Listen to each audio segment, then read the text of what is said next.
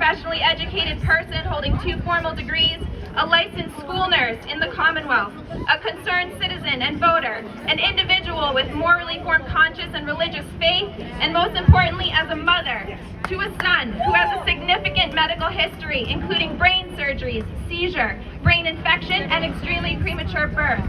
Please hear me with an open heart and mind and understand that I am here opposing the recent flu vaccine mandate for Massachusetts schools to protect my family and yours, and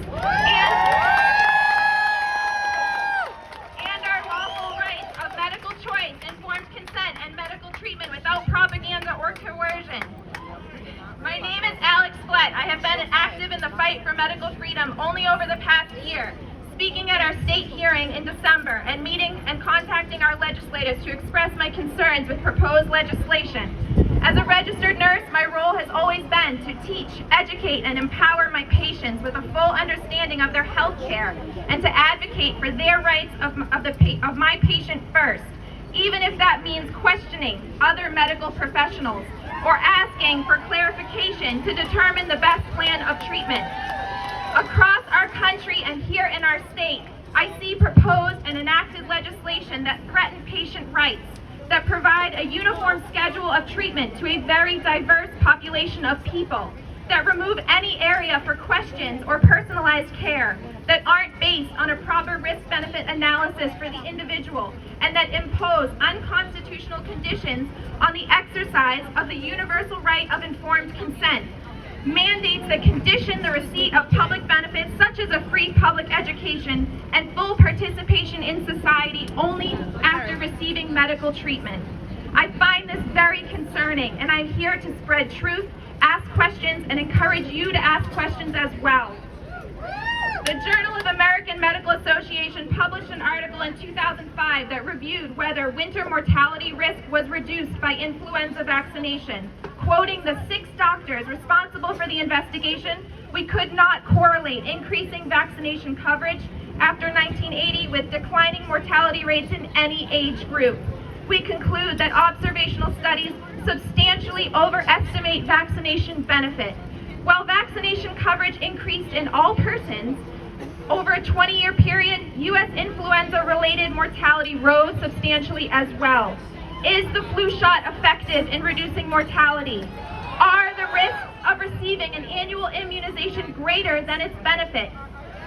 A 2012 report in Oxford Academic Clinical Infectious Diseases found a statistically significant increased risk of non-influenza respiratory virus infections among recipients of the inactivated influenza vaccine.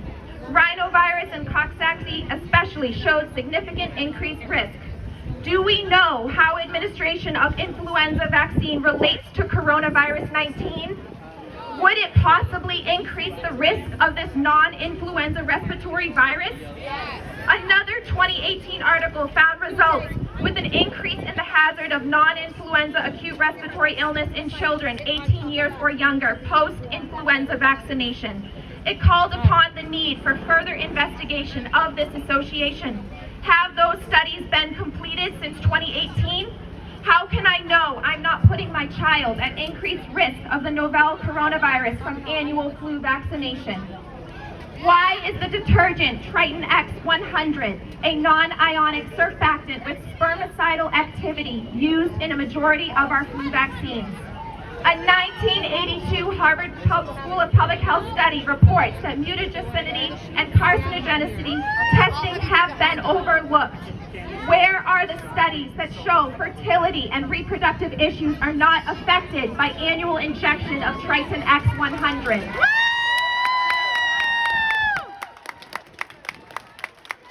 Showing you this here as a school nurse.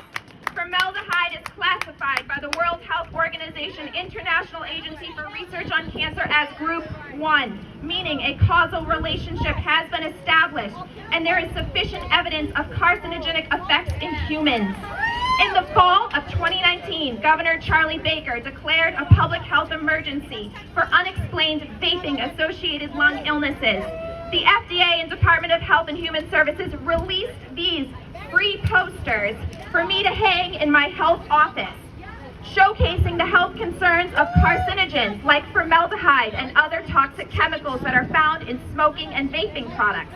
Why isn't any concern given to the carcinogenic effects of formaldehyde when it's listed as a vaccine ingredient?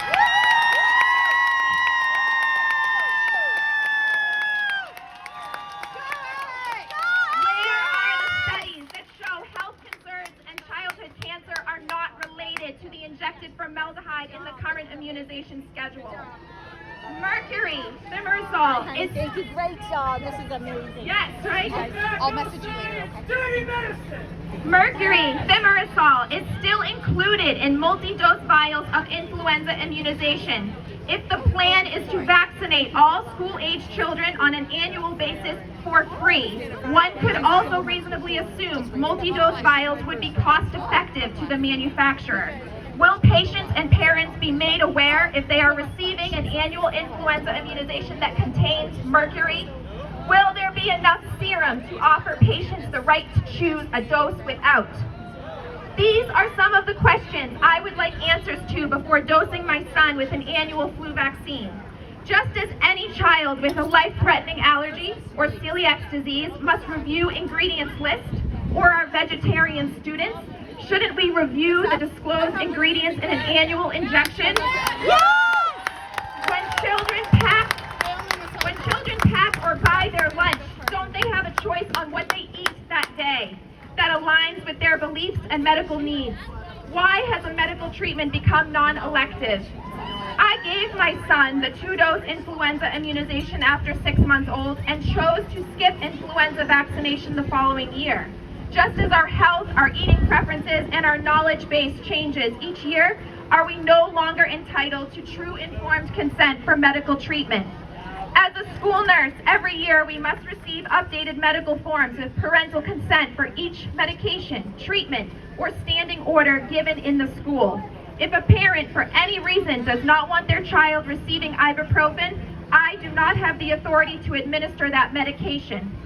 Why has parental permission been kicked aside when it comes to influenza immunization and school acceptance?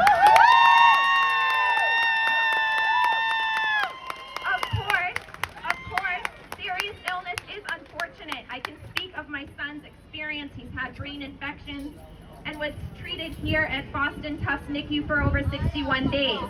But if public health is the motive at hand, I urge lawmakers to review the chronic health of our school children, to look at the numbers of students being treated with daily prescription medications, with insulin dosing for diabetes, with inhaled corticosteroids for asthma, with anti-epileptic drugs for seizures. My son was on phenobarbital for 3 months, no longer on any medication, which is great.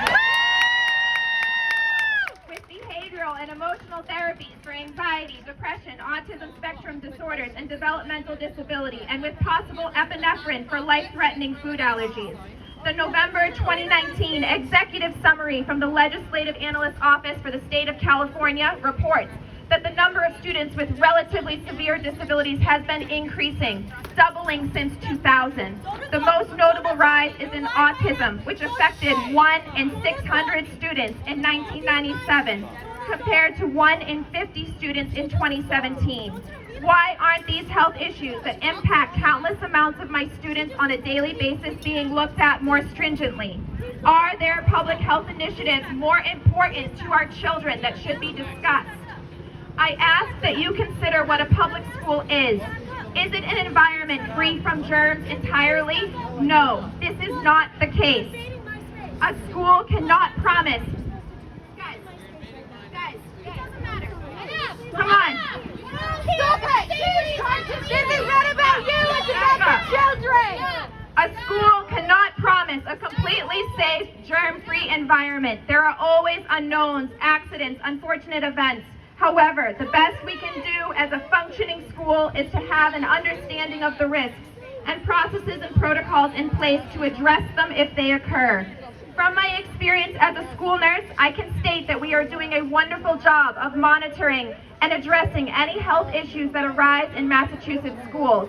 We have appropriately honored medical and religious exemptions to immunizations for decades, and we have policies and protocols in place to approve and track immunizations, to identify students of both vaccinated and unvaccinated status, to provide protection and accommodation to those students that need it, to enforce exclusion and issue quarantine as needed, and to communicate with local and state departments of public health as required. We provide basic health teaching and initiatives such as hand hygiene, avoiding the T-zone, cough and sneeze etiquette, and using non-pharmaceutical measures whenever possible to treat common symptoms and disturbances.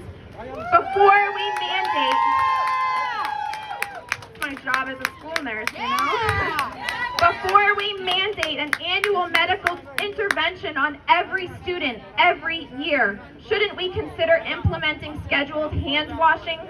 Living in the Northeast, many people experience reduced vitamin D levels during the winter months, a key vitamin in fighting respiratory illnesses. Should we consider offering free vitamins to children? Yeah. What about tracking water intake each day and providing citrus fruits and vitamin C during our traditional cold and flu season? In addition to these thoughts, adding a now every grade level immunization to be tracked and accounted for by the school nurse is an unnecessary task and creates more paperwork for the often understaffed school health office. I would recommend requiring appropriate staffing of school nurses in each school district, a licensed school nurse working in each public school to the appropriate student-nurse ratio based on complexity of medical care involved. It's crucial to providing safety and public health measures to the staff and students of the Commonwealth. Alongside a multitude of screenings, daily scheduled and acute treatments, health education and training, emergency response and crisis planning, our school nurses are the ones working through lunches, being pulled to cover various schools, and supporting an ever-growing span of physical, mental, social, and emotional health needs of our students. Placing constraints, undue stress, coercive measures, ridicule, and ultimatums on the child or family with an immunization exemption fuels targeted discrimination and should not be promoted or tolerated as such. I spoke up about that in the spring and I was let go. So what happens when you question? Yeah. You know, I am defending our kids with exemptions. I will promote them any day, and when I spoke up, I got no response and I was let go from my school district. When I started asking questions for my child, I was kicked out of our pediatrician's office. There are many valid reasons for questioning or selectively choosing which medical treatments we administer to our children, and we as the parents and patients should have basic human rights to medical choice based on true informed consent. If an adult patient of mine declines a flu shot in the hospital, I would not want to force a treatment on him or her. Should they be declined service at the hospital for not obliging? Why are our children losing their rights to choose with the looming thought of school exclusion? As a registered nurse who has worked in the school system, I too am knowledgeable and concerned with our state's public health status. However, as a formally trained patient advocate, I will always support and defend the rights and decisions of my individual patient. Yes! Whether it be for my students with a religious or medical exemption, for my patient signing for blood products or a surgical procedure, or for my son assessing the risk and benefit balance of each immunization offered to him. Patient protection, informed consent, and medical, religious, and constitutional rights are at the forefront. Love it, yeah. Protecting those...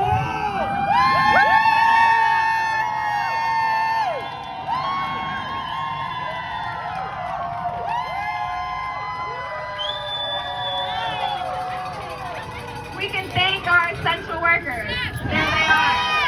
Thank you, essential workers. Protecting the liberties alongside the safekeeping of our communities is the task at hand. Let us leave the current working policies in place. Promote the importance of having licensed registered nurses working in schools. Take a critical look at the rise of health conditions seen in our children and work to reduce the root cause of such illness. Together, we can stop coercion of pharmaceuticals for public education of our children.